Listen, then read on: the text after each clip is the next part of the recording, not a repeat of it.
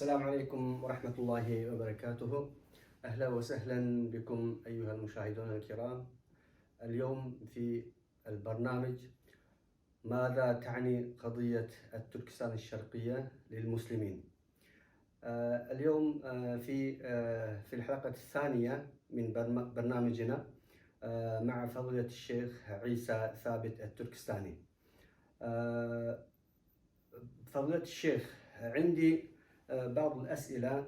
اليوم استمعنا بعض الأخبار من البرلمان الأوروبي، بعض القرارات والمذاكرات تجاه الأيغور، الاضطهاد الصيني على المسلمين الأيغور. فماذا تعليقكم؟ فماذا سمعتم وماذا تريدون أن تقولون في هذا المجال؟ طيب. اليوم 17 ديسمبر 2020 كان يوما مفرحا تاريخيا.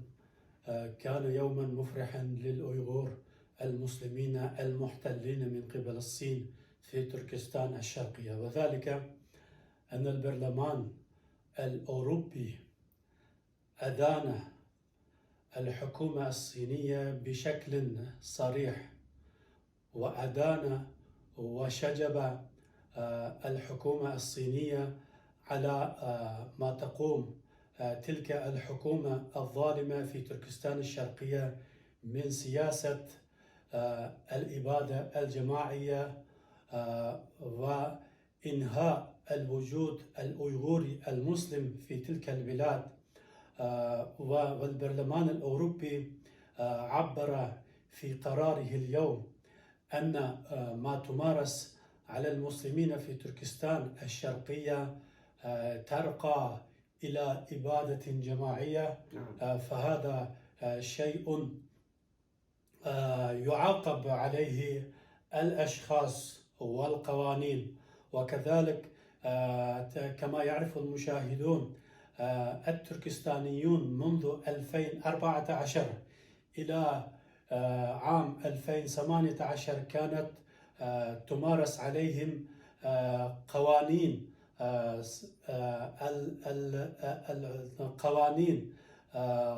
التمييز العنصري. ومن عام 2018 طبقت عليهم قوانين الإبادة الجماعية، كما أبيد إخواننا في البوسنة والهرسك والبلاد الأخرى. وكذلك هذا القرار يدعو المجتمع الدولي، خاصة الأمم المتحدة، التدخل السريع وتشكيل لجان مستقلة لتقصي الحقائق هناك، وتفعيل قانون حماية الأيغور الصادر من الكونغرس الأمريكي، وسن قوانين في الدول الأخرى، على الأقل في الدول الغربية الحرة الديمقراطية، لحماية الأقلية المسلمة في تركستان الشرقية. نعم، شكرا فضيلة الشيخ في هذه المعلومات القيمة والفكر الصريح في هذا اليوم المفرح. ولكن هناك أصلا الإبادة الجماعية كانت مستمرة منذ زمان، والدول الغربية تأخرت، ولو تأخرت اليوم خرج القرارات مثل هذا، مثل في أمريكا وأستراليا وكندا وإلى غير ذلك. عندي سؤال آخر: ولماذا العالم الإسلامي والحكومات الإسلامية والبرلمانات الإسلامية يصمتون ويسكتون ولا يتدخلون ولا يتكلمون؟ فما تعليقكم في هذا؟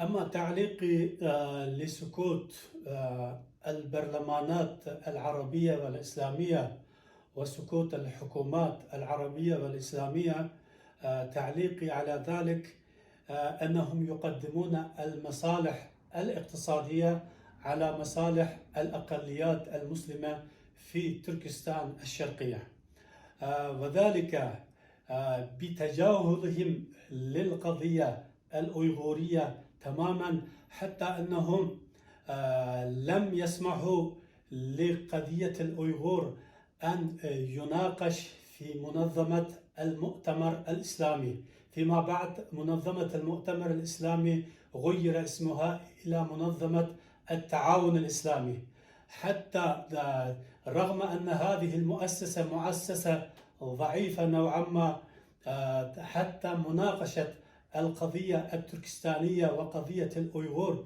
والإبادة الجماعية للأيغور لم يسمح من قبل بعض الحكومات التي تسمي نفسها حكومات إسلامية، لم يسمح للقضية الأيغورية أن تناقش هناك، فهذا شيء غريب جدا.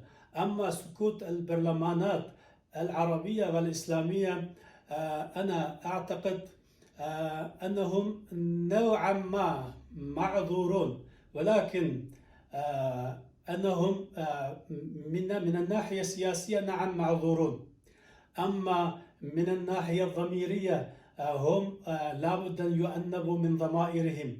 نحن تركستانيون إذا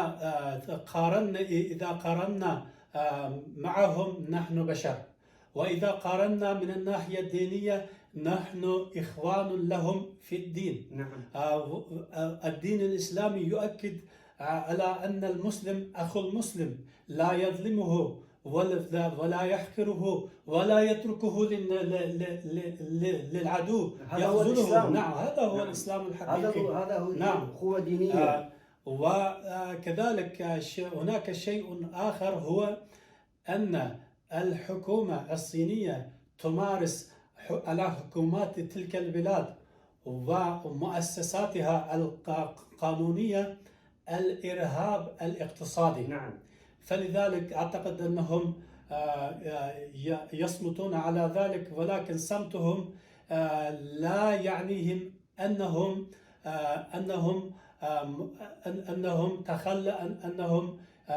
تركوا الأيغور بلا معين. نعم. تعتقدون إن شاء الله قريبا سيكسرون صمتهم يعني؟ إن شاء الله هم سيكسرون صمتهم، كما حدث ذلك في مجلس الأمة الكويتي قبل سنة أو سنتين. أيوة. هناك أفراد من البرلمان الكويتي أو مجلس الأمة الكويتي أدان ممارسات الصين ضد المسلمين الأيغور هناك. نرجو منهم على الأقل إدانة وتشجيع، ما نطلب منكم أكثر. شكرا فضيلة الشيخ.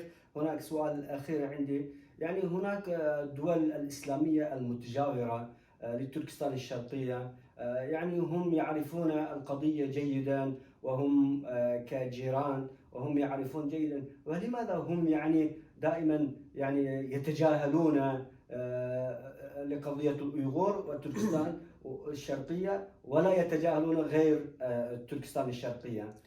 ما السبب وما تعليقكم فيها؟ كما يعرف المشاهدون أن تركستان الشرقية من الجنوب الغربي يتجاور مع باكستان، أي جمهورية باكستان الإسلامية. نعم.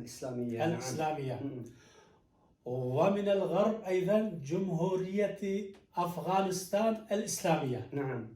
أيوة. وإذا تجاوزنا شوية هناك جمهورية إيران الإسلامية. نعم.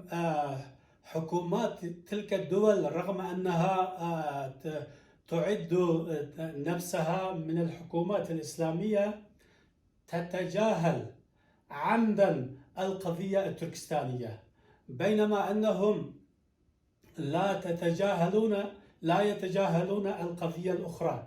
مثلا في قضية باكستان الإسلامية، باكستان في قضية كشمير إذا حدث شيء هناك في كشمير يحرك كل الدول الإسلامية. نعم. بينما تتجاهل القضية التركستانية عمدا. حتى إذا تجاهل الحكومة الباكستانية نعم قد يكون معذورا، ولماذا تتجاهل الجماعات الإسلامية الموجودة نعم. والمشاركة في حكومة باكستان أو في البرلمان الباكستاني؟ هذا شيء لا يعقل. وهناك أيضا جمهورية إيران الإسلامية، الإيران التي تدعي أنها حامي الإسلام. نعم. إلى الآن لم يعرف الشعب التركستاني، شعب تركستان الشرقية، شيئا يتعلق لقضيتهم من إيران، لا إيجابا ولا سلبا.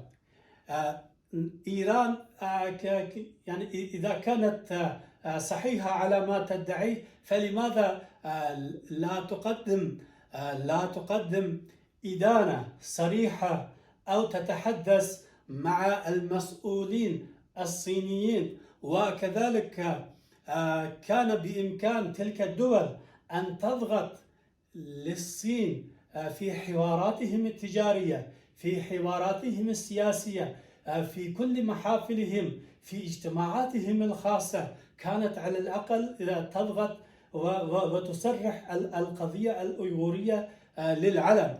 نعم، نحن كشعب تركستان الشرقية لا نطلب من حكومات تلك البلاد أن تذهب معنا وتحارب معنا ضد الصين. نحن لا نطلب، نعم. ولن نطلب هذا. صحيح. ولن نطلب هذا، بل نطلب منكم إدانة فقط، إدانة، حتى نشعر نحن أخوتنا الصادقة الإسلامية منكم. صحيح.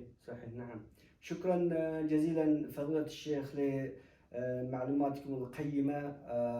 إن شاء الله سنلتقي في حلقات القادمة بإذن الله تعالى. شكرا جزيلا أيضا للمستمعين الكرام. يعني في الحلقات القادمة سوف نلتقي معكم. وأيضا بهذه المناسبة نشكر للبرلمان الأوروبي لقرارهم اليوم التاريخي تجاه الأيغور، وهم ناقشوا قضية الأيغور في البرلمان، ونشكرهم شكرا جزيلا.